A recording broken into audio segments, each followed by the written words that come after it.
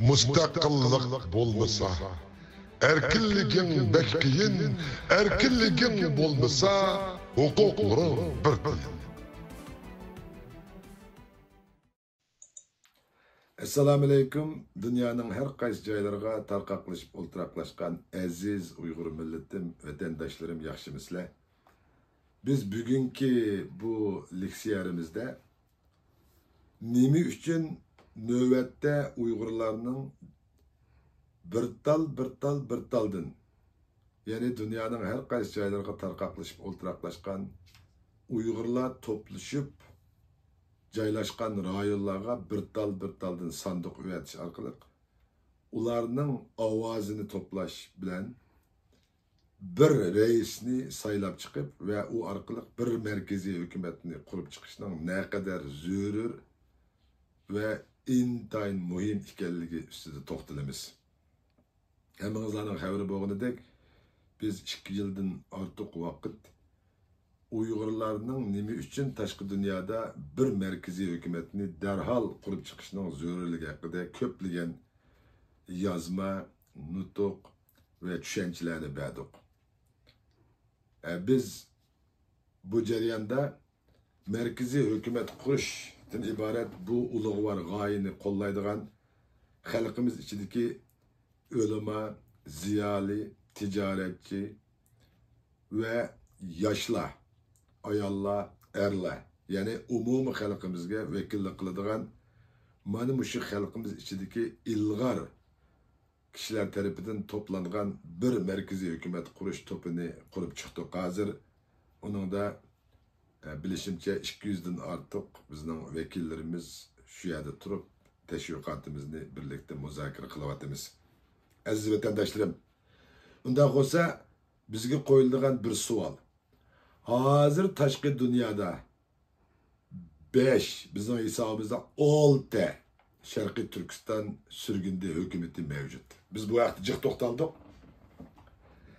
Endi biz bularning hammasini bizning da'vorimizga ziyonliq yoki bizning tashqi dunyoda ilib boradigan inqilob kurash da'volarimizga to'sqinlik qilayotgan yoki dushmanlik qilayotgan shaxslar deb hammasini bir tayoqda aytmaymiz.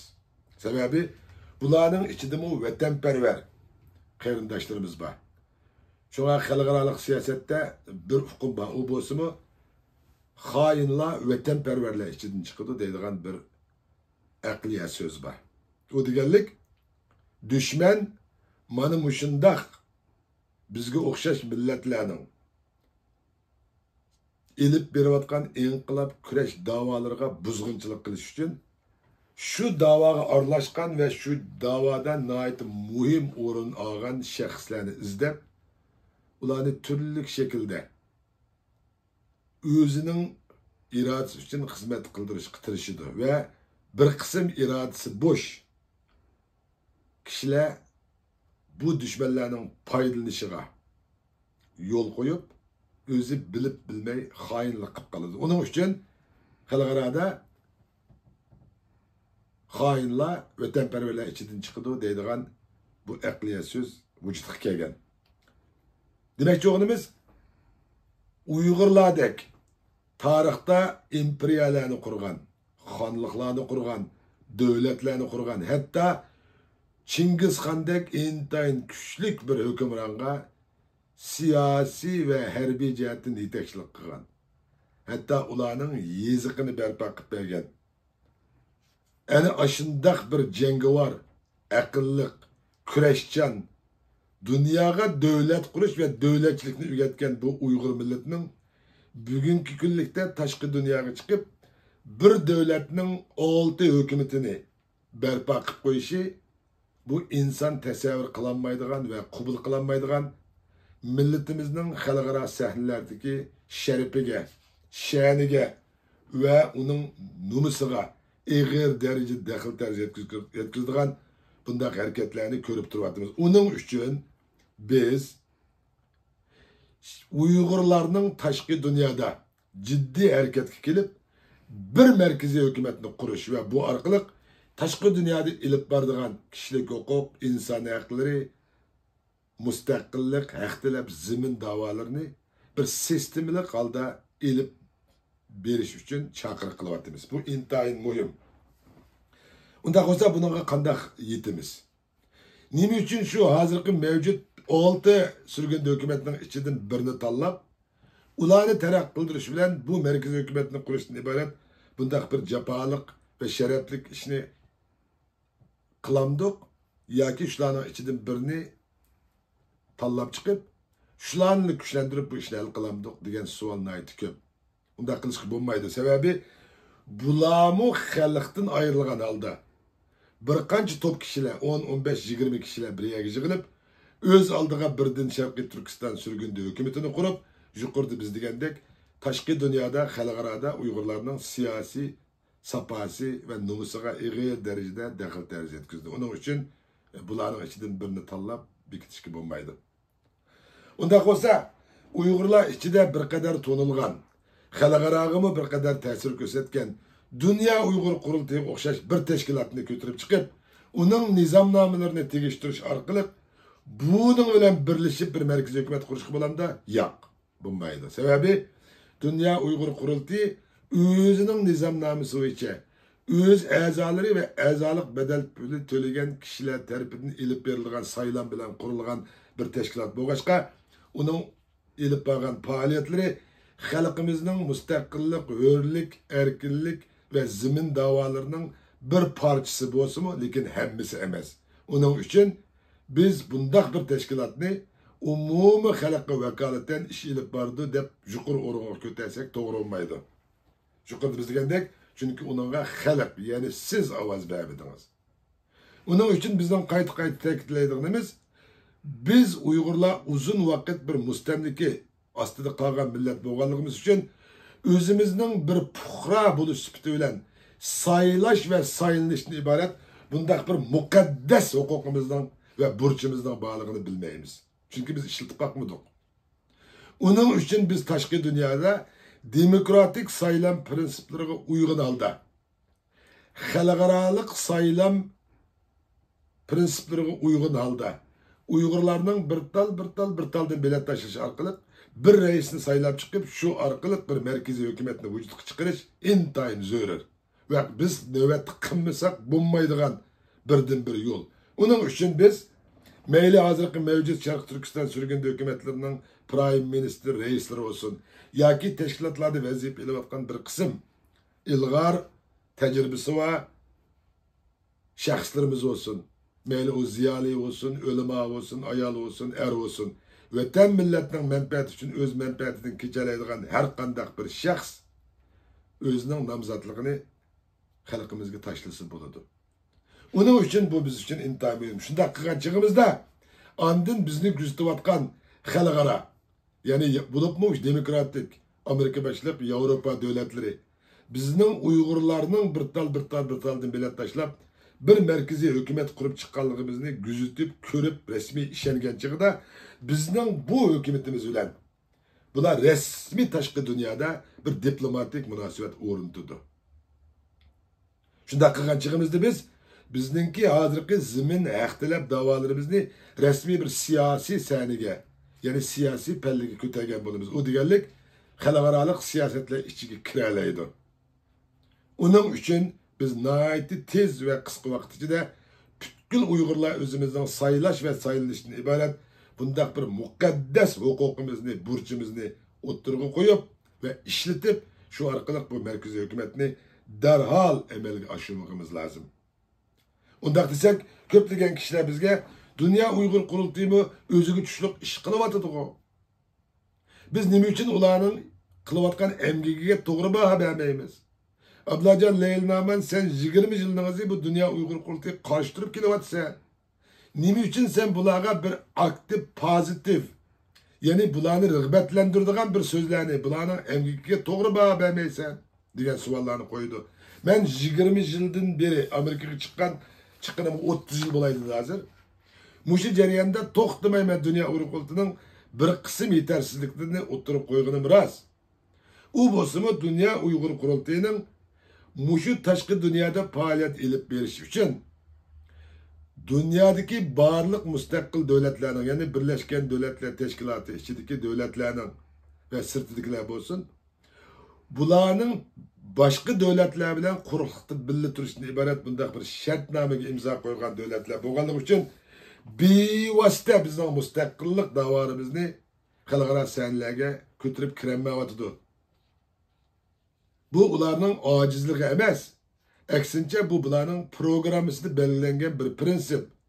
Uning uchun bu yerda bir xatolik bor. U bo'lsa-mu, Dünya Uyg'ur qurultayining qilayotgan ishlariga men davomli to'g'ri baho berib kelaylik. Bular qo'lidan kelishicha kishilik huquq, inson haqlari, xalqimizning navbatdagi kundalik siyosiy hayotini xalqaroga anglitib kelyapti. Bo'libmi, mushu yaqinqi vaqtlarda yuz bergan irqiy qirg'inchilikqa oid, insoniyatga qarshi jinoyatlarga oid materiallarni to'plab, butun vujudi bilan tirishchanlik ko'rsatib kelgan rost. Bunga ko'zishmaymiz. Ammo bu yerdagi bir ayib, bular şu qilayotgan ishidan faxrlanish yoki uni texnik ilgari surish uchun bular xalqimizga eng to'g'risini anglatish kerak. U bo'lsa-mu, bizning nizomnomamiz bu. Biz zimin davosi, haq talab davosini ko'tarib kirib, biz Xitoylar bilan bo'lgan bu munosabatda bizning birdan-bir g'oyamizning mustaqillikdan iborat ekanligini anglatamiz desak, u holda xalqaro sahnalar bizga yo'l vermaydi. Devletler işlerini takip aladı.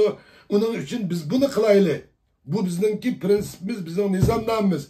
Ama müstakillikten başka hiç neyse Uygurlarını hiç kandak bir erkinlik, azatlık, hürlük eriştiremeydi dediğin teşkilatlar ulanı özlerininki faaliyetini ilip basın. Biz ulanı kollayımız. Medyalarda yeni taşkı dünyada sorulgan suallarda Dünya Uygur Kurultayı sizler Xitay'dan bütünley bölünüp çıkıp müstakil buluşunu kalamsızlar. Yoki shuni tashabbus qilamizlar degan savolga bizning nizomnomamizda biz kishilik huquq, inson haqlari faoliyatlari elib boramiz. Bizning tashkilotimizning nizomnomasi bu. Ammo xalqimizning umumiy ko'p qismi mana bu shaklda mustaqillikdan boshqa hech qanday bir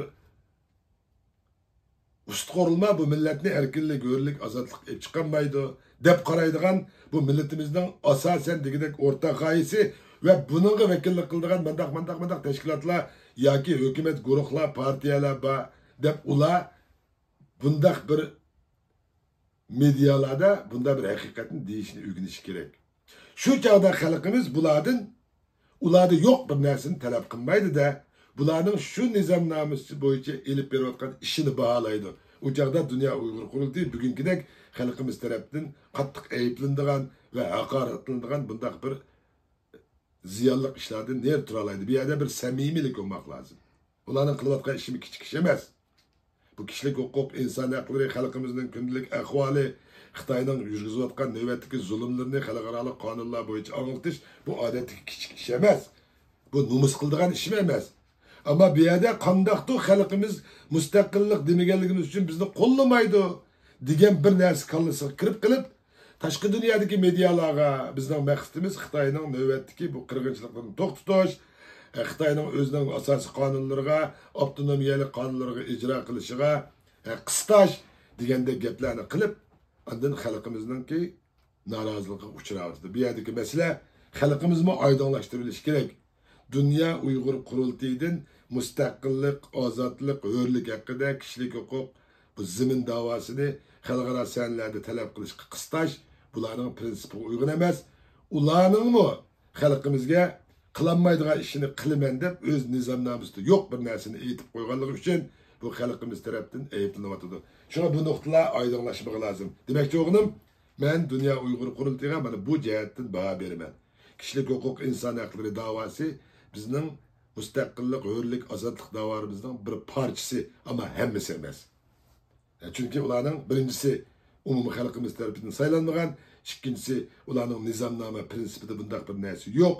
Onun uchun bular uni qilolmaydi. Men shunga izchil turda men bularning bu xatoligini tushuntirish uchun men nayt oddiy misollar bilan ularni dehqonga bir harokashga o'xshatib, bularning o'zininki sistemasida bo'lmagan bundaq bir teşkilat turğuluq xalqimizni aldish to'g'rimidi deb men buni tushuntirishga tirishdim.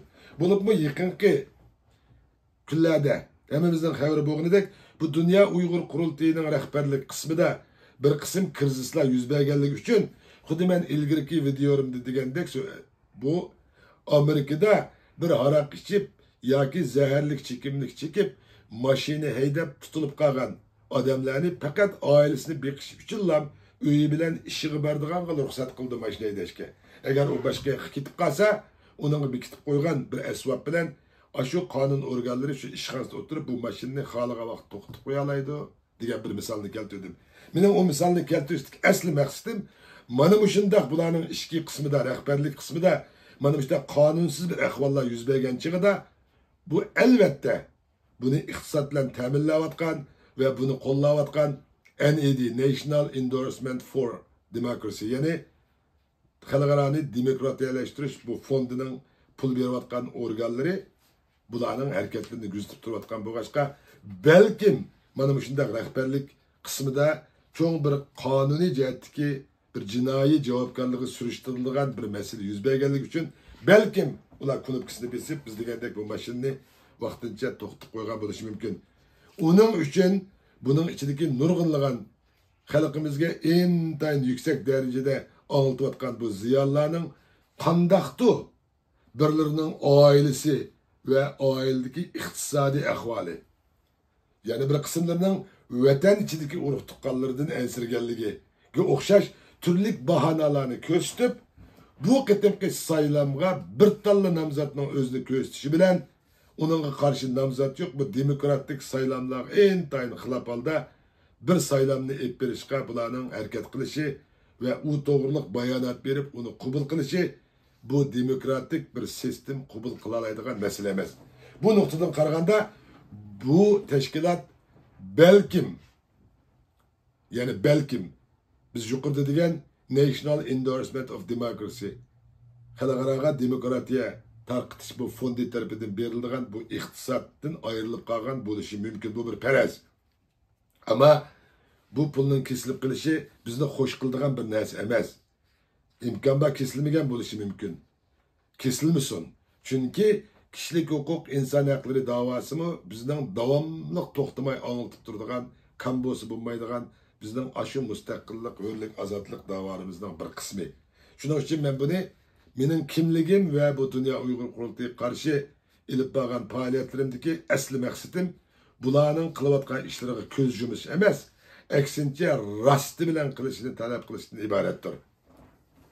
Hozir hammalar ma'lum, balkim ko'p qismlarga ma'lum bo'lmasligi mumkin. Masalan, Amerikaning asosiy qonunida prezident bo'lgan kishining cho'qim bir hech qanday falini, ya'ni jinoyat o'tkazmagan bo'lish kerak degan bir sharti bor. Lekin bu qitim o'zini Amerikaning prezidentlik nomzodiga ko'rsatgan Donald Trump efendim 30'dan ortiq bir jinoiy qilmish bilan ayblanib, rasmiy jury, ya'ni zastatlılar yig'ilib turib, bu kishini jinoyatchi qilib bekitdi. Asli asos qonun bo'yicha bu kishining prezidentlik nomzod bo'lish huquqi bo'lmasligi kerakdi. Ammo biz yuqorida degandek xalqning saylash ve saylanish huquqi bu demokratik davlatda intayin kuchli bo'lganligi uchun ular dediki, bizning saylashimizga o'zining ismini bergan bu nomzodni biz bunun 11. ayının 5. günüsü resmi ovoz berib, uni reis qilib saylamaslikni bekitkichi orliqda sening bu xildagi qonunlarni chiqarib uni to'sishing xato deb xalq o'rnidan turib, hozirgi bugungi statistikadan qaragan chog'da Donald Trump efendimning prezident bo'lish ehtimoli nihoyat yuqori. 90% deyishga to'g'ri bo'ladi asosan. Demak, xalqning kuchi bu. Asasi kanunda belirlengen prinsiplarını mı bir yakı kayırıp koyup, saylaş ve saylanış hukukunu devletin asas kanununun üstüne koyuvatıdır. Aziz vatandaşlarım, halk hemmini belirleydi. Biz bunu bilmemiz lazım. Bizden taşkı dünyada elip verivatkan davalarımızda en çok hatalık, halktan ayrılıp kılış ve halkının umumi bir halk buluş süpütü bilen dava, inkılap, küreş, teşkilat ve hükümet partiyalarga qo'l tiqmasligi. Onun için mağmaydı bu işler. Taşkı dünyadaki faaliyetlerimizni çokum yaxşı ilip barımız. Milletimizge hakiki manadın vekillik kıladigan bir merkezi hükümet ve onun reisini biz bekitimiz. Dep o'ttirga chiqqan chig'imizda xalqimiz bir taldan ovoz bergan ve o'zi bu ovoz orqali saylab chiqqan bundaq bir hukumatning orqasida ching turdida uni moddiy va ma'naviy jihatlardan qo'llab mustaqil holda ish ilib boradigan haqiqiy Uyg'ur millatining irodasiga vakillik qiladigan bir siyosiy organni barpo qilib chiqalaydi. Shunday qilgan chig'imizda biz qandaqdir uyoq buyoqlardan olgan ozroq iqtisod ve yardımlar tüpeylidin nizamnamelerimizni, gaylarimizni, prensiplerimizni özgertadigan bundaq bir qiyinchilik ahvoldan qutulamiz. Çünkü haqning pulini ep qo'ygandan xuddi biz galdan o'si yüzü uyulibdi degandek, uning pulini hajlab qo'yganligimiz uchun uning deganini anglaydigan bo'lib qolamiz. Bu bir mustaqillik emas, bu bir mustaqil tashkilot qiladigan ish emas. Tashqi dunyoda bizning farzimizcha 3 milyondan 5 milyongacha Uyg'ur yashaydi deb qaraymiz.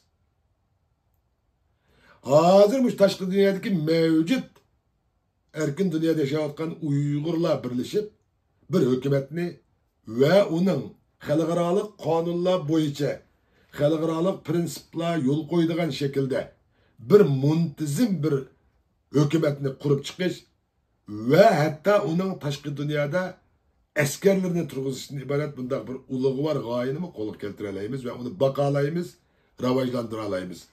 Uning uchun bir markaziy hukumat qurish biz uchun navbatda bek muhim nuqtalarning biri.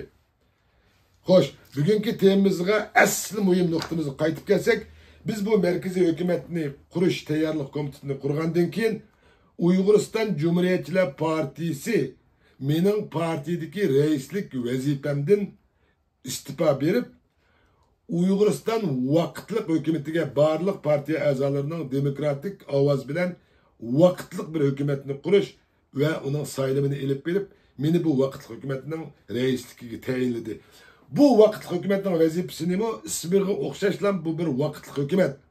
Bu vaqtliq hukumat xalqimizning bir taldan tashlagan bileti yig'ilib, rasmiy bir rais ve bu orqali bir markaziy hukumat qurilgan chig'ida bu partiya bu hukumat tamamen amaldan qoladi. Ya'ni bu vaqtli hukumat tamamen amaldan qoldi. Men ham shunday. Fakat bu yerda biz xolisona vatan millatimiz ve xalqimizning manfaatini chiqish qilib turib, mushu markaziy hukumat qurish tayyorlik komitetidagi betaraf kishilarga biz yordam qilib, devletimizden asasi kanunları, saylaş ve saylanışdan ibaret bundaq bir hukukla, devlet funksiyasi ve devletimiz, xalqimiz müstakilliğini qo'lga olgandan keyin şu qandaq bir hakimiyetni yürgüzish ve onu qaysi şekilde ip berishga o'xshash, mana shundaq cho'ng bir devletçilik ve devlet yürgüzishdan ibaret bundaq bir asasi kanunni tayyorlab, bunun tayyorlik nusxasini biz markaziy hukumat qurish tayyorlik komitetiga sunamiz. Bizden kıldığı işimiz, biz sırt tutup bu işlere yardım verimiz. Ama hiç kandak dersinde biz karar kılmayımız. Biz mi bir taraf? Bunu karar kıldığın yukarıda biz degендek merkezi hükümet kuruş tayyorlik komiteti ve onun içindeki umumi halkımız. Şuna ben bugün 2004 yılı dastlabki Sharqiy Turkiston sürgündü hükümeti kurulgan çağda, yani Enver Yusuf Turani başçılığında 2004 yılı Sharqiy Turkiston sürgündü hükümeti kuruldu. Meyli o xalqdan ayrılgan ve umumi xalqimizni arkasına alanmagan halde kurulgan bo'lsa-mu, şu çağdaki vaziyetning taqazzası ve bundaq bir mukaddes isimning o'ttirga chiqmagi zarurati. Onun için bu kurulgandan keyin men u çağda Amerikada qonun maktabini texi yangi bitirib turgan vaqtim bo'lg'achqa, men taklif bilan Washingtonga kelib, şu çağdaki asosiy qonunni qayta tuzib ko'rib chiqish bir heyet grupsiga a'zo bo'ldim. Onun içinde peshqadam ustozimiz Ahmet Egamberdi, Domain, İsmail Chingiz ve onun qaynochisi Xizirbek ve men qatnashgan bir grup biz 2004 yılı Sharqiy Turkiston sürgündü hükümetining asosiy qonunini qayta ratlab, biz onun kongresida qarar olganmiz. Onun için men shu chaqdagi qonunlarni yana qaytadan ko'rib chiqib, men bir qism ayni vaqtda o'zgartimiz deb shu yerda ovozga silib, hal olmagan ve bizning irodamizga xilof oldi kirgizilgan bir qism moddalarni men bu qitim haqiqiy xalqimizning manfaati va uning bundan keyin xalqaro intayin go'zal va intayin madaniyatlik, intayin yuqori saviyada bir haqiqiy Uyg'ur millatiga mos keladigan, Uyg'ur millatining tarixdan tortib davlat, imperiya, xonliqlarni qurgan ashundaq bir esil aqlliq millat ekanligini isbotlaydigan bir asosiy qonunni men mushu Uyg'urning bir farzandi bo'lish sifati bilan va asosiy jihatdan mening hayotim mayli mamlakat ichida, vatan ichida bo'lsin, vatan ichi degan chig'imizda Xitoyni deganligim emas. Tashqi dunyoga chiqib Amerikada o'qigan qonun bilimlarim bo'lsin va uzun yil o'zimning sarf qilgan Uyg'ur tili, grammatikasi va adabiyot jihatdagi bu kasbiy jihatdan bo'lsin, men qo'limdan kelishicha, iqtidorimning yetishicha bu asosiy qonunlarni qayta ratlab, buni har qaysingizlarga modda bo'yicha anglitishga boshlayman bugundan boshlab.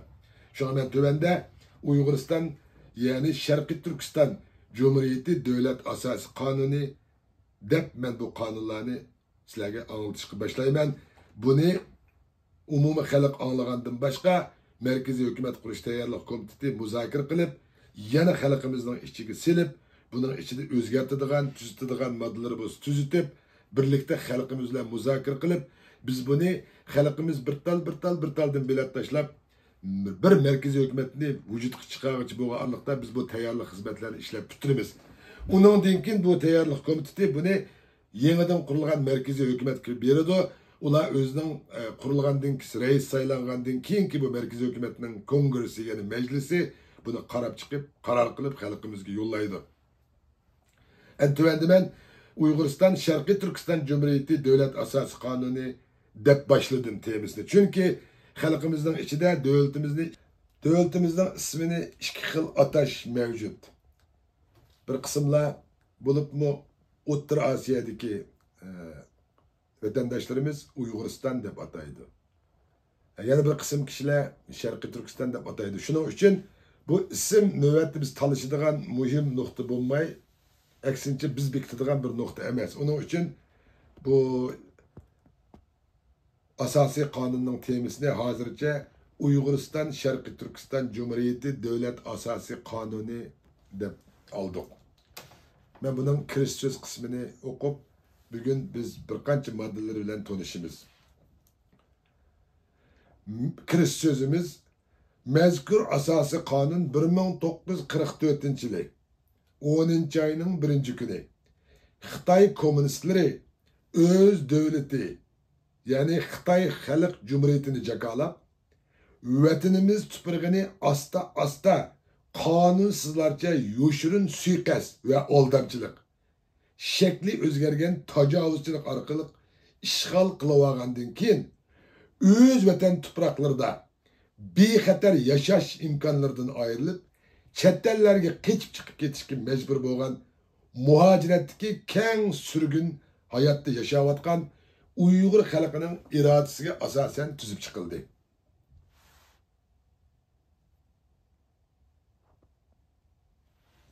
Bu asosiy qonun keng Sharqiy Turkiston, Uyg'uriston fuqarolarining hamda ularning avlodlarining hurriyati va mustaqilligini qo'lga keltirishni kafolatlantirdi.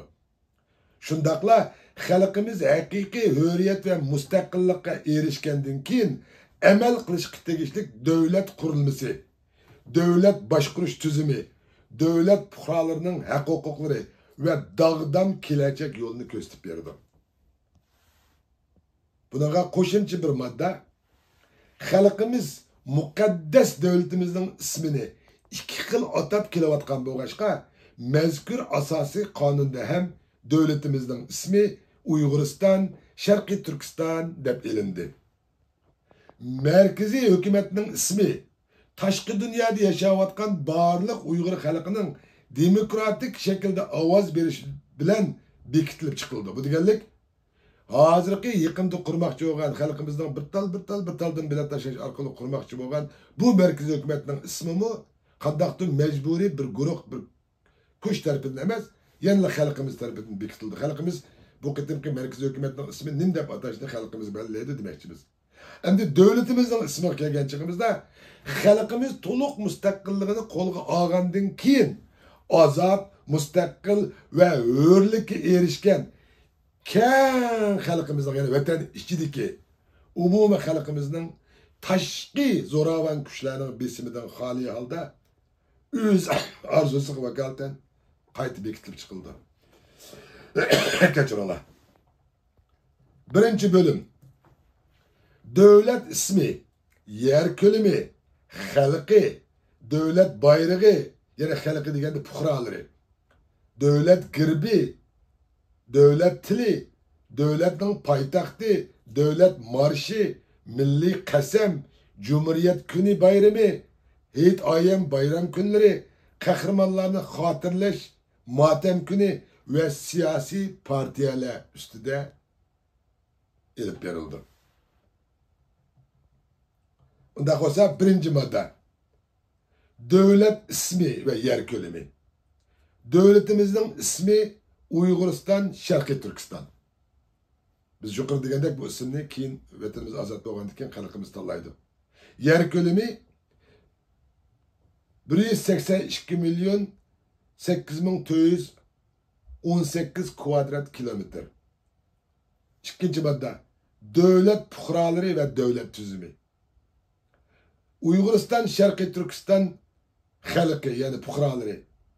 Uyguristan, Şarkı Türkistan devleti 35 milyon ahalisi bo'lgan Uygurlarning devleti bulup bu devlette yaşayotgan Xitoy bo'lmagan. Yani baktım eskerteyli Uyguristan, Şarkı Türkistan halkı deganlik Uyguristan, Şarkı Türkistan devleti 35 milyon ahalisi bo'lgan Uygurlarning devleti bulup bu devlette yaşayotgan Xitoy bo'lmagan barliq milletler bu devletinin puhrası hesaplandı. O deganlik biz tarixdeki tecrübe sabaqlarımızga ve açık keçirimlerimizga asasen Xitoydan ibaret bu milletning meyli o Xitoy içinde yaşagan bo'lsin yoki tashqi dunyoda yashayotgan boshqa davlatlardagi Xitoylar bo'lsin. Vatanimiz ichiga qonunsizlarcha ko'chib kelib olgan Xitoylar bo'lsin. Bularni hergiz devletimizning puhrasi deb hisoblamaymiz, hem bularga mangu puhralık berilmaydi. Eğer bularga puhralık berilse, bu da hazırkıdak vaqtning o'tishi bilan bular asta ko'payib, keyingi qitimliq saylamlarda bu demokratik saylam orqali elib beriladigan bizning davlat tuzumimizdan foydalanib, bizningki devletimizni yana bir xil shaklda egallab olish yeligerligi ve suikastçı hemmimizga ayon. Onun için bu asas kanunun ikinci maddesiga Xitoy bo'lmagan barliq milletler bu devletinin halkı puhrası hesaplandı degan madde kirgizildi. Endi bugünkü müzakeremizde muşu iki madde üstüne to'xtalamiz. Qolgan maddelarni biz bundan keyingi programlarımızda ayrım anlatıp biz xalqimizningki avazıga ve münazirasiga ve ularning aktif fikir berish, talep berişiga sunamiz. Onun için muşu münasebet bilan hammamizlarga Allah'ın güzel salamları olsun. Allah bundan keyingi işlerimizde yar ve yardımcımız olsun. Aziz vatandaşlarım, ben yeni bir bu videonu tamamlaştım burun intayim mühim bir noktana oturup koymakçıyım. O bo'lsa-mu xalqimiz endi vaqti keldi. Bu davanın ilgisi men kontrol qilaman, men boshqaraman, men saylayman, men bekitaman, men ittashlayman, men mukofotlayman, men jazolayman deb o'ttirg'i chiqadigan vaqtlar keldi. Xalqdan ayrilgan hech qanday bir kuch ve guruh g'alabaga erisholmaydi. Sizlarsiz bu dava inqilab kurash mağmaydı. Onun için qimmatimizni özümüzün qo'lidagi bu saylash ve saylanishdan ibaret bundaq bir en güçlerimizni vaqtida to'g'ri ishlataylik. Shunday qilganchig'imizda xalqimiz rahbarlik o'rniga chiqib olganlarni izlab emas, rahbarlik o'rniga chiqib xalq uchun ishlayman deydiganlar xalqimizni izlab o'zini xalqqa tunishtiradigan xalqaro demokratik saylam prinsiplariga uygun bir vaziyatni shakllantira olamiz. Yana bir qitim şu münasebetler hemmamizlarga Allah'ın güzel selamları olsun. Allah bundan keyingi işlerimizde yar ve yardımcımız olsun. Yaşasın Uygur milletinin büyük ittifaklığı, birliği. Köpçülük rahmet.